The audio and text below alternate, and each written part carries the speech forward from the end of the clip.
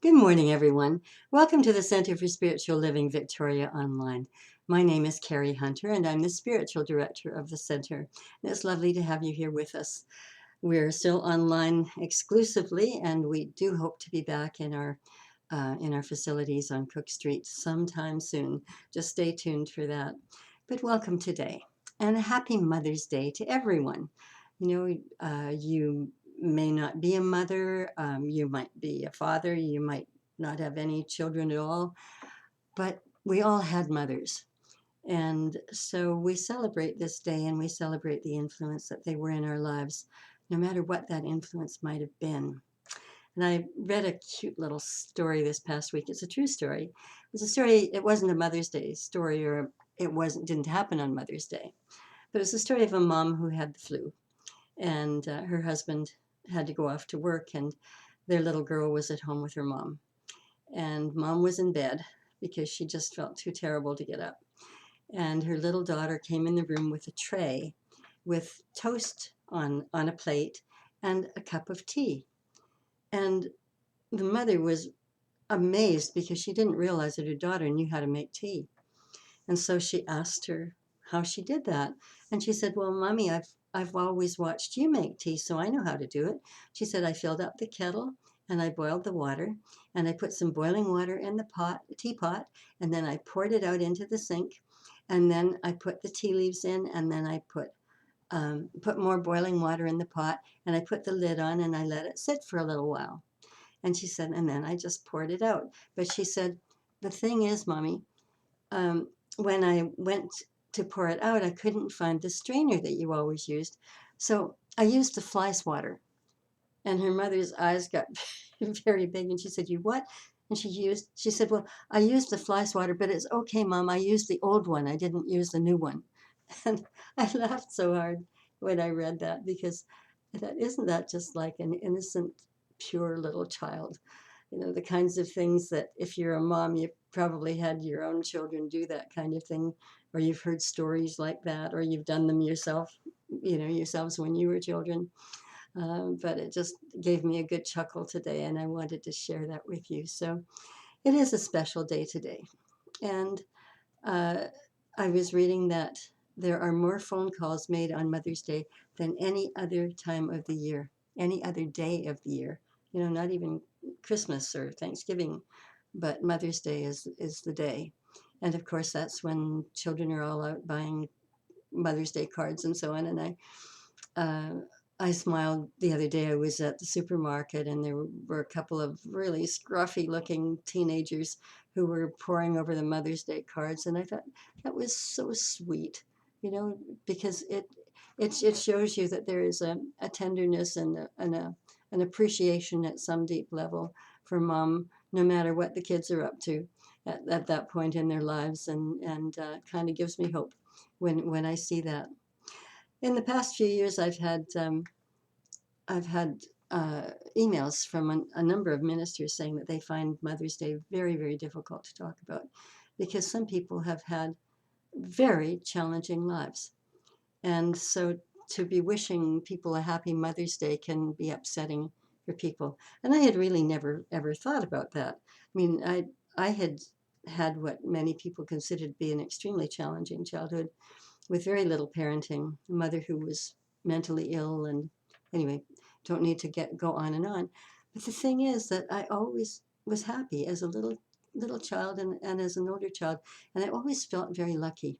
And I think that I was always blessed in a special way. It's where God takes care of his own, or its own. Um, those who need it the most are granted some kind of special gift at the time, where they feel loved and blessed no matter what. And I made a list of the gifts that I received from my mother, uh, despite my childhood. And I'd like to share those with you today. Just I jotted down a few things here. Because of my mother, I learned to be fearless, because she was afraid of everything from butterflies to little puppy dogs. I learned to be independent, because I had to be. And independence has taken me to amazing places in my life. I learned to be resourceful, because I had to be. Was very little money for anything. So I learned to mend my 2 dresses. I never had more than 2, one to wear and one in the wash. And I learned to actually sew the soles back on my shoes. They weren't thick soles, they were little ballerina slippers that I always wore as shoes. And the sole would come loose, and I'd go home at night from school and get out the darning needle and some thick thread and sew them back on again. I learned that anything was possible.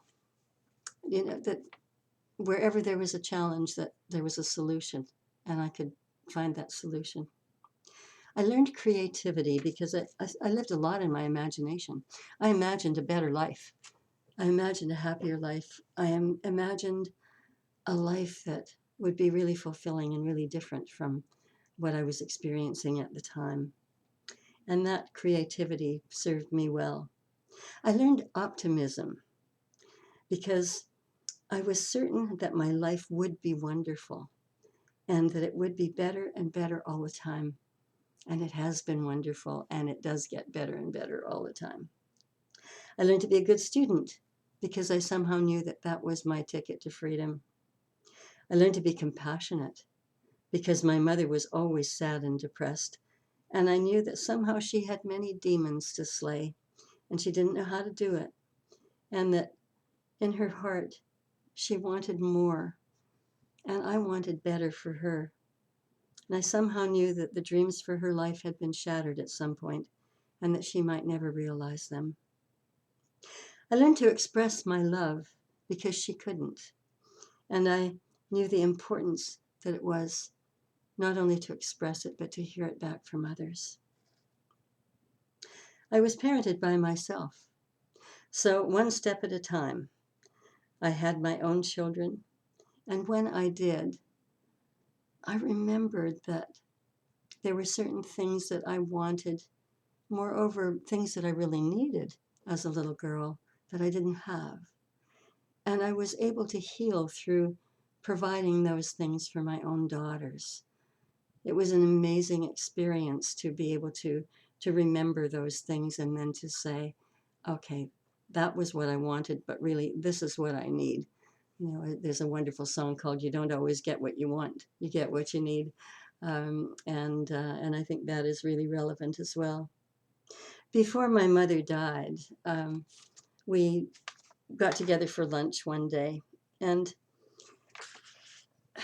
we'd had a rather distant relationship, but it was really good to get together with her. And it was one of those days where she was sad still and depressed.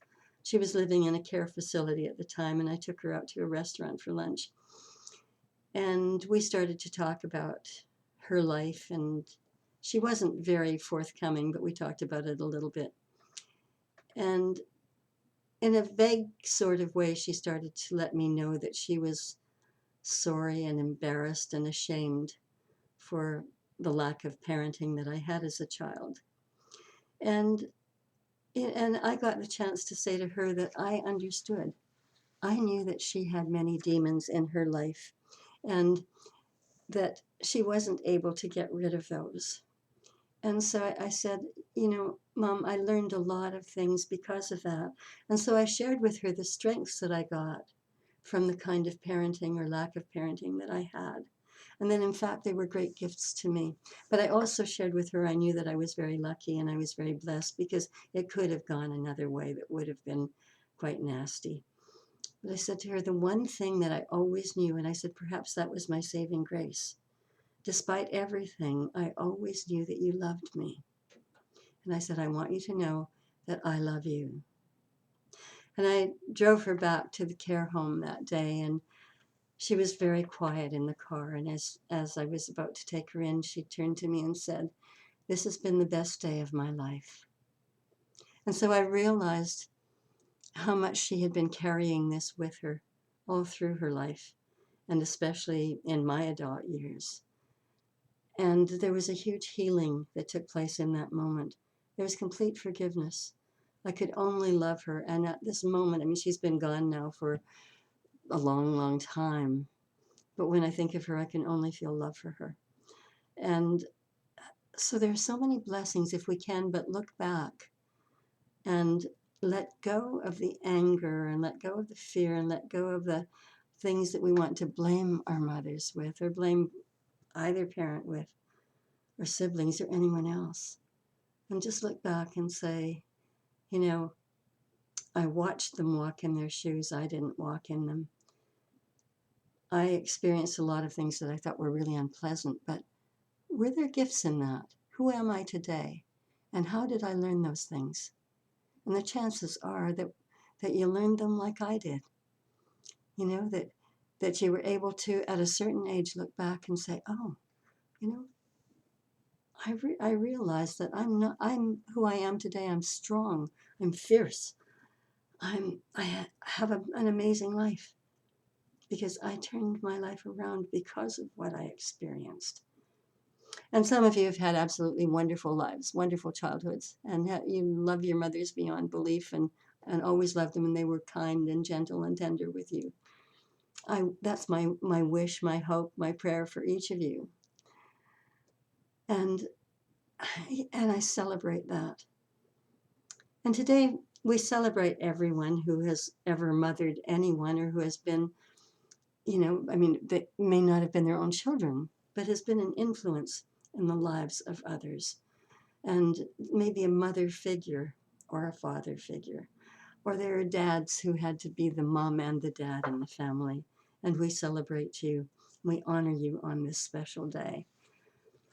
I've had emails in the past from, I think I mentioned, from many ministers who said that it's such a difficult time. And someone sent me something a few years ago that I like to share on Mother's Day because it says so many meaningful things. And I want to read that to you now. It says, if you had a wonderful relationship with your mother, we celebrate that. If you had a difficult relationship, we have compassion for you. To those who gave birth this year, to their first child, we celebrate with you. And we celebrate if you had your first grandchild or your first niece and nephew, you know, whatever that newborn child, that new birth is in life right now. We're there to just celebrate with you and to say, yay, isn't it wonderful? To those who lost a child this year, we mourn with you. We understand what it's like to lose a child.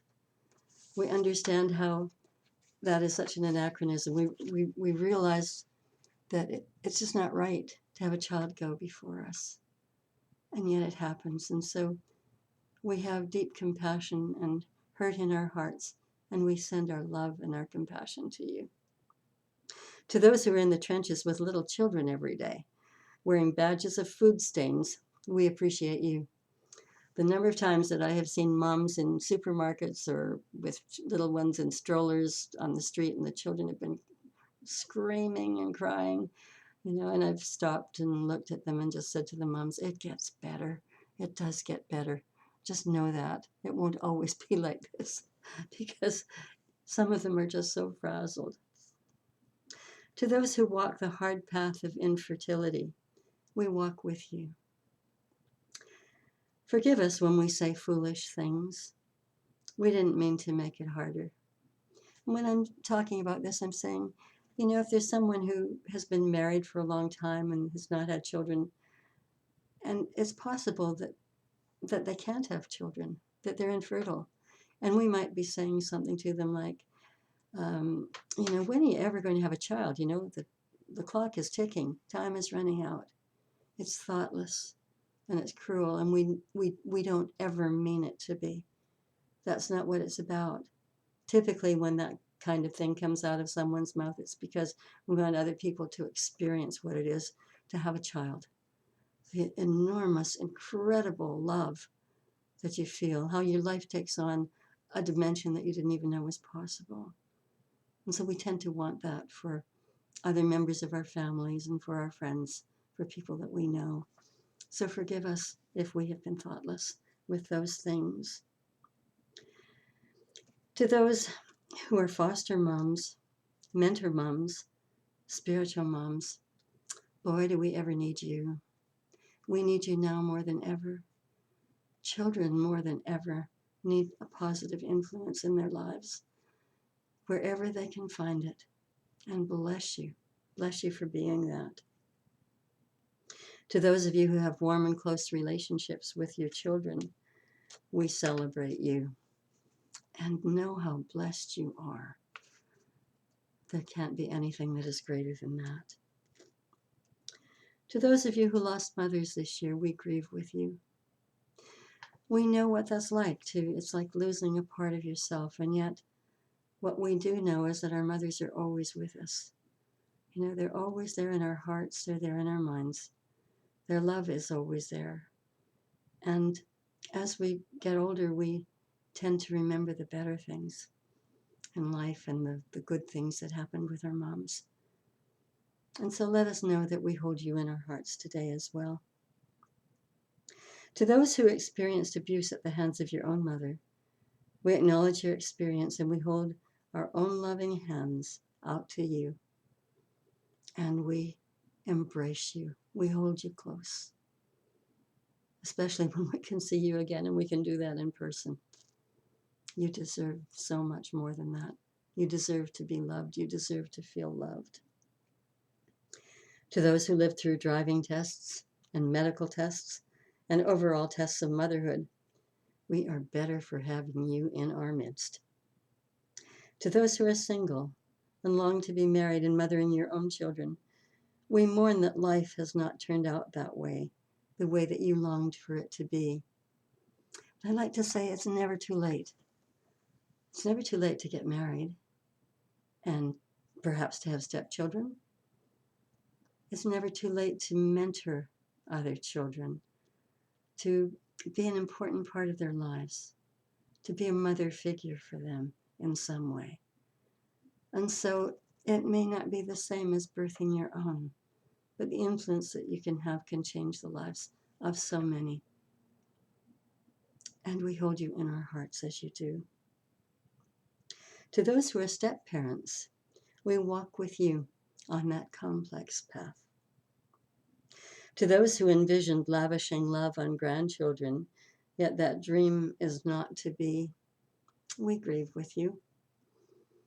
And I think that most of us who are parents would like to have grandchildren in our lives again, to feel that little soft, warm head of a baby tucked under our chins and beside our neck. It's so sweet. It's so sweet to just hold those little ones dear.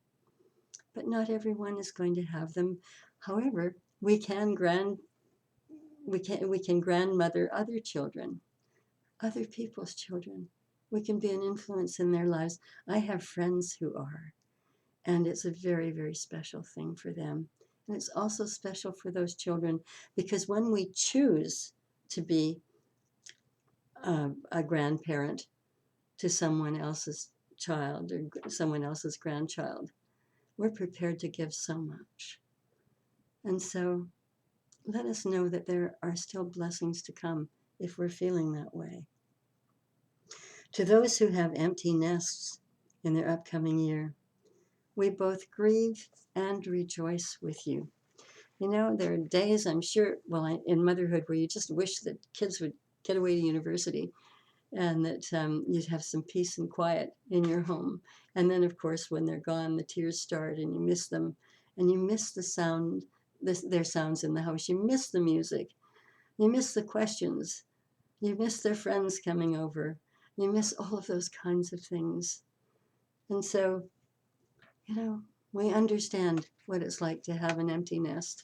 And it won't always be. They do tend to come back again. And then if they go off and get married, there are grandchildren, and it's a whole different kind of experience. But there comes the point where you also know that your children don't need to be mommed anymore, that they're wonderful, capable adults. And that's when your relationship begins in a different way. The friendship is struck up in a different way. When you listen more and speak less and give less advice, because you know how capable they are and you wait for them to ask for it. To those who've placed children up for adoption, we commend you for your selflessness. And we remember how you hold that child in your heart. There's nothing like that for the child who was put up for adoption and then who was taken into a loving home. To those who are pregnant with new life, both expected and surprising, we anticipate this with you and we celebrate with you. And we're here to support you and help you take care of yourself as much as you can through this time. This Mother's Day, we walk with you. Mothering is not for the faint at heart, and we have real warriors in our midst. We remember you. We bless you. We are so grateful for you. The one thing that we all share is that we had mothers. And so no matter how we feel about this day, it is Mother's Day, and we do celebrate it. Now, Mother's Day has not always been the same as it is today. Actually, the first attempt at a Mother's Day was called a Mother's Works Day, and that was in 1858 with a woman named Anna Reeves Jarvis, who was a community activist who organized mothers to leave their families, not for long periods of time, but pried them away to go out and to tend to the wounded in the Civil War, to tend to the wounded on both sides, recognizing that both sides needed that tender, loving care and needed healing to go on. And so that did happen for a while. And the first Mother's Day, per se, still not like the one that we have now, happened in 1872 when a woman named Julia Ward Howe proposed an annual Mother's Day for peace. And she was absolutely committed to abolishing war.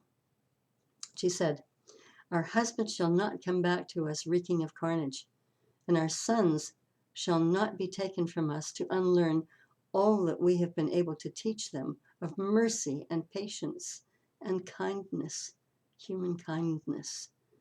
We women will be too tender of heart to allow our sons to be trained to injure other sons of mothers in other places in the world." That particular Mother's Day began on June 2nd and it lasted for 30 years. And women during that period of time believed that they had a responsibility to create a more civilized nation. And they played a leading role in the abolition of slavery and launched successful campaigns against lynching and consumer fraud. Yes, even back then. And they battled for the improved working conditions for women and the protection of children and assistance to the poor. That is so many years ago. I didn't know about this until I was doing a little bit of research. And 1918 became the day that Mother's Day, or the year that Mother's Day became what it was today. It was declared a special day for moms to be celebrated. And immediately florists throughout the world hopped on board marketing flowers for mom that day. And the white carnation was the symbol to be given to a mom who had lost her own mom, and the red one for a mom whose mother was still living.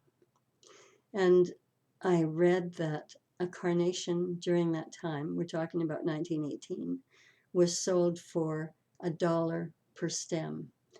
Now, in today's money, that's probably $20 or $25, maybe more. So it just shows how extraordinary marketing can turn people around. And I often think today that we truly need to embrace what was embraced in the past by Julia Ward Howe. By the way, a bit of trivia here, she was the woman who wrote the Battle Hymn of the Republic, which is such a magnificent, magnificent piece of music. But I remember rallies around the Vietnam War and people marching in protest of the war. And there are protest marches today for all kinds of things. But there isn't that same kind of activism that is going on, and God knows we need it. And I was thinking about that, and I was thinking, should this day go back to where it was? And then I thought, no, moms work really hard. Most moms are working moms. They have children of all different ages. They're helping them with their education. They're helping them with so many things in life, teaching them to be kind and patient. And and good human beings and have lots and lots of responsibilities. So moms deserve to have this Sunday off. They absolutely deserve to be recognized for all they do, and they deserve to be honored in whatever special ways that might be. And yet we still also need to really be helping to create a better world wherever we can. Ernest Holmes, the founder of Science of Mind, said that the divine feminine is the womb of the universe. And so it's good for us to remember that we all live in the womb of the universe. That's the place of all creativity. That's the place where everything is possible. And we need to embrace this and know that absolutely everything is possible. When we do, we are tapped into our creativity, tapped into the life force that gives birth to ideas which can absolutely change the world. It's not too late. Women everywhere, mothers everywhere, let us remember this, and fathers too. Let us remember that when we engage in spiritual practice, when we engage in a life that is filled with God, that is filled with feeling that presence within, what I call the holy presence, that is filled with prayer and meditation, that sees the good, that looks for the good, that looks for the gifts in everything. When we live that kind of life, we can change the world. And so we celebrate this day. We celebrate mothers everywhere. We celebrate those who had to be mothers who were not naturally mothers. We celebrate the dads who had to take on that responsibility as well. And let's remember that the past really isn't relevant. Let's remember the gifts from the past, not dwell on the things that we think were terrible things that happened. Let's live for the good. Let's create, beginning this day, happy and healthy futures with happy and healthy thoughts. We can do it starting right at this moment. And so it is. Happy Mother's Day to you all. And this is the time that typically, if we were together at our center at Cook Street, we would be passing the basket asking you to make a donation. And so I'm inviting you to do that today if you feel moved to do that. You can do that by e-transfer from your bank account. The e-transfer is donate@cslvictoria.org. That's donate@cslvictoria.org. And the password is abundance. We've not yet arranged for a direct transfer into our account. So once we have that password, then it goes directly into our account. And we really appreciate that. Or you can go on our website at www.cslvictoria.org. And there's a PayPal button there, or there's a donate button, which takes you into PayPal. Or you can always send a check to our treasurer, Lillian Slanina, who will be very happy to deposit that in the bank. And of course, you'll receive a tax receipt for all that you give. We're so grateful for this. I'm so grateful for this because it's your gifts that keep us open, keep us going during this time, because our expenses don't end. But, you know, sometimes our income is not as great as it is when we're together. And so it's just a reminder that we really appreciate all that you do. We appreciate all that you give. And we so appreciate those of you who volunteer, who keep us going through your volunteer efforts. And we love and appreciate who you are. So I just say thank you for all of the gifts that you are in my life and in the life of our center. And I just invite you now to join me in a closing prayer. Beloved God, keeper of all hearts, indwelling in hearts everywhere in this world, thank you for this day. Thank you for all the blessings in our lives. Thank you for mothers everywhere. Thank you for this special day when we can remember them and where we can send our special love to them whether they're in the invisible now or here in our presence. Thank you for those who celebrate us for being mothers. Thank you for the love we share. And as we go forward into this coming week, let us remember to dwell on the kind things, on what is true, what is beautiful. Let us keep that tenderness in our own hearts and in our own actions, determined not to hurt others anywhere on this planet, nor to teach our children to do so. I bless you all. Know that you are loved and that you are love itself, because God is indwelling in each of you, and God is a synonym for love. And so it is. Bless you, and I look forward to seeing you again soon.